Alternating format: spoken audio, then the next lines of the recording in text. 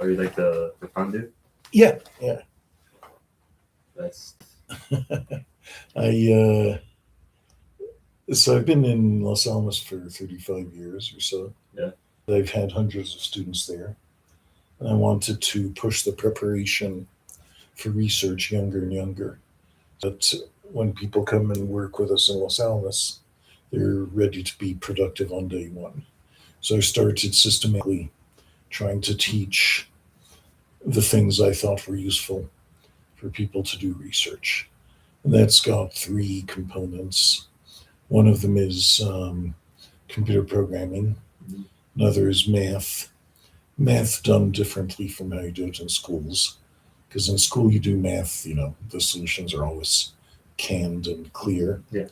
Instead, in research, the math used doesn't have solutions. So use math to try to get insight into problems that don't have solutions. So that's way of thinking about research, math. And then the third is non-quantitative skills. And that's what we do in the Research Skills Academy. So I've been, randomly teaching people these things in various settings for a long time. Then in 2019, I had a really smart student, Lena Grease, and she worked with me to create curriculum and think about what should be done. And also, she'd applied to work in Los Alamos, but nobody had looked at her resume because her family didn't have a scientist in the family. Yeah. And at the younger levels, the Los Alamos student programs really seem to just be for the children of Los Alamos scientists. Otherwise, nobody sees her resume. So that pissed me off, and I thought, what if I could create a research institute in Santa Fe where I do my own recruiting and it's not based on, who you know. And so I started telling people about the idea, and I thought I asked them to tell me I was crazy and stop. And instead they said, no, no, you should do it. So the idea is to take the Los Alamos internship, which is 100% research. It's been that way since World War II. Like in World War II, the scientists brought their grad students out, and and so on. So the um,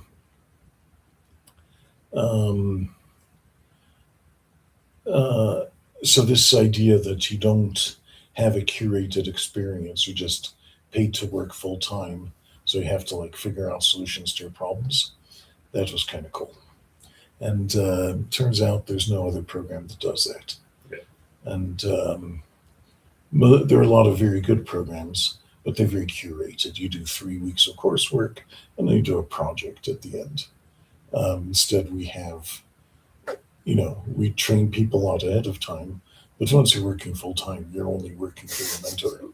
And so, so that was pretty new. And so we started in 2019. 2020, we went virtual with COVID, but that also meant that I started training a lot of people all around the world. Yeah.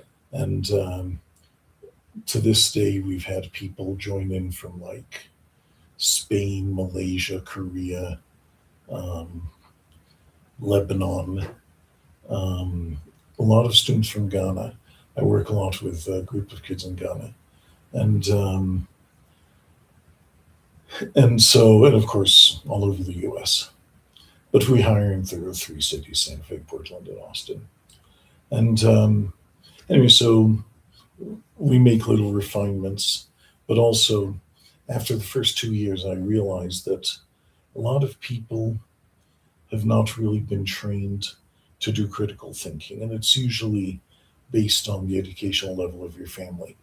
What that means is that if you're really smart, but your family didn't speak to you, asking you to think about things and to express yourself, why you think something when you were young, then you don't grow up with critical thinking skills, and so that means you have to do a lot of work later to put that back together. And so that's what the Research Skills Academy is about. So we created that, and and we wanted people to really stop thinking, oh, you just do math and programming.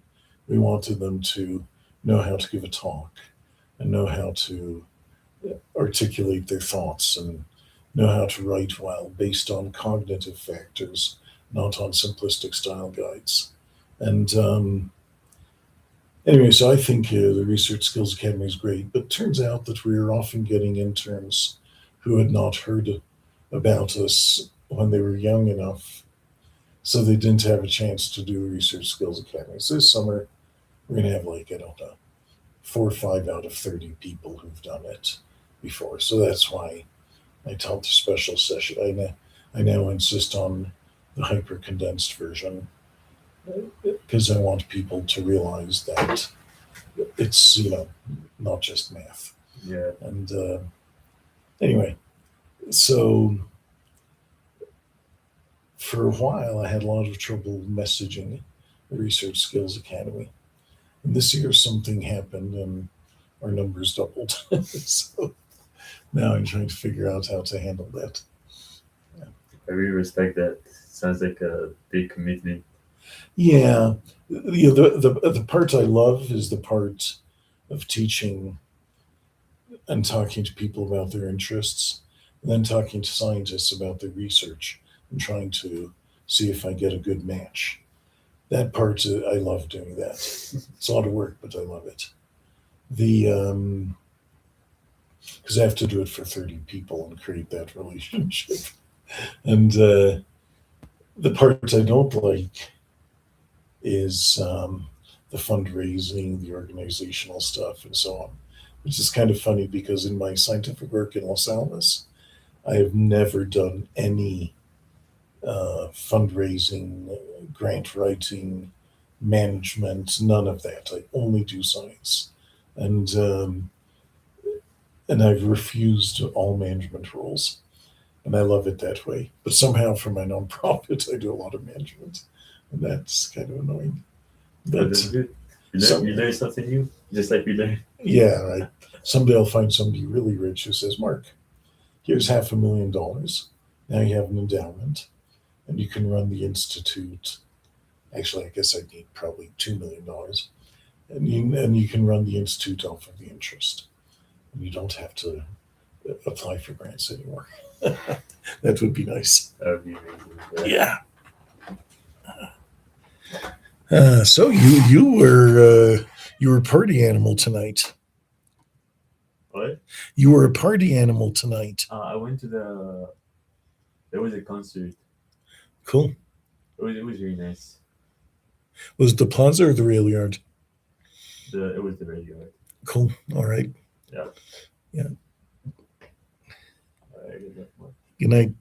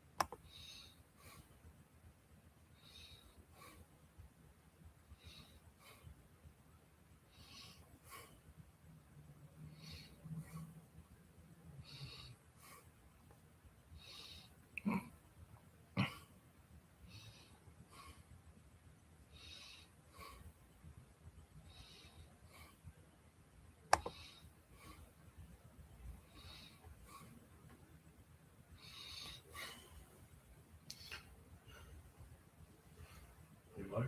Yes. I don't know if Octavio reached out to you already, but he said he's coming tomorrow morning.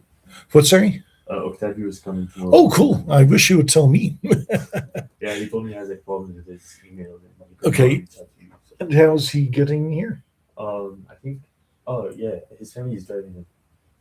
He's driving. Okay. Yeah. All right. So I guess we'll see him tomorrow morning. Yeah, hopefully. All right. Cool.